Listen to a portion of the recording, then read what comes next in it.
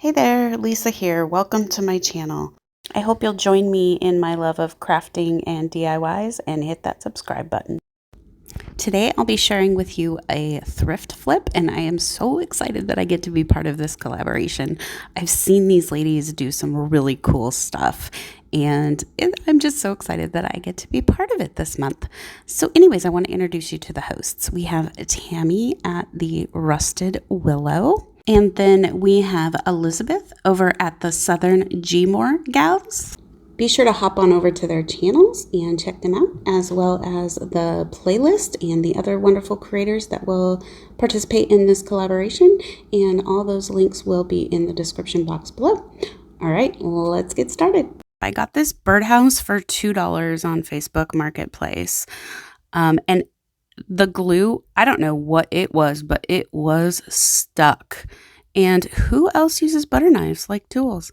Anyways, I took off the nest, the bird, and I cleaned it up.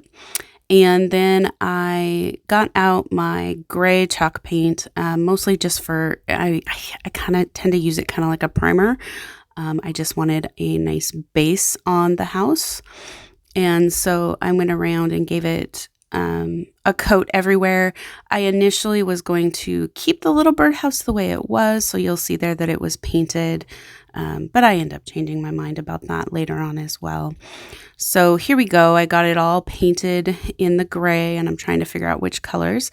I ended up using the antique white for the main portion of the birdhouse, and then I used this cabana stripe for the roof and the bottom. And so then I went over those areas with those paint colors, and you'll see there I didn't have the bottom painted. I ended up having to paint the bottom because of the way I was going to use it. And then I took these frames from the Dollar Tree and took them apart. I was just after the galvanized metal. And so I took 3 of those.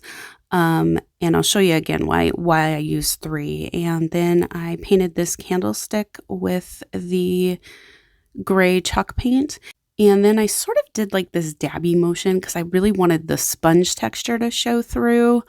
I just wanted this more textured than they are, and so I tried that technique. And then I did just glue the house on. I got a little ahead of myself gluing the house on, and then I glued the metal pieces to the roof, and they just fit perfect, so I didn't have to cut these at all.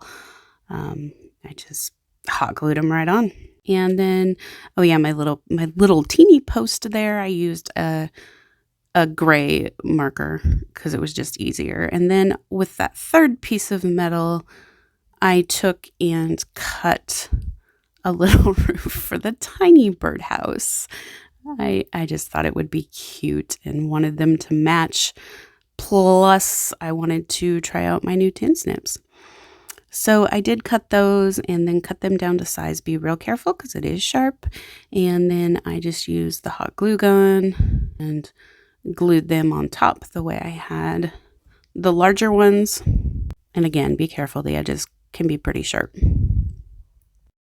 And then I wasn't liking the way the base looked, so I took a couple of different grays and just took my dry brush and sort of went around the edges and the creases with two darker grays than what was initially on there. One really dark and then, well, not really dark, but you can see the colors I'm using here. So a couple different grays just to give it that dimensional look. I just wasn't liking just the plain gray. I decided to saw off the thing because it was chipped and I didn't like it the way it was looking. So I sawed it off and then I sanded it. And then I was liking the distressed look that the sander left. So I ended up distressing all of it just a little bit, just so that you could see some of those original colors poking through on the edges and a couple places on the face. And then I made another perch. I had this plastic bead, and so I just took and painted it gray, and then I had this the peg thing that it's on for making necklaces, and I decided I kind of liked that on there, so I just cut it down so that it would fit and cut the bead portion or the eyelet off the top. And then I super glued the two of them together so that I had made myself a little perch. It's quite different, but you know, I kind of like it. It's not like anything I've ever seen. And then I glued it to the house, and I'm just using super glue here. And then once I got it on the house and glued the way that I liked it, I took these little rub-on transfers that I had from the Dollar Tree just to add a little bit to the front. I felt like it needed just a little bit of something, and these are really easy to work with. You sort of just stick them down, and then using a scraper or your nail, and just sort of to lift them off of the top piece, and you can kind of see when it's off.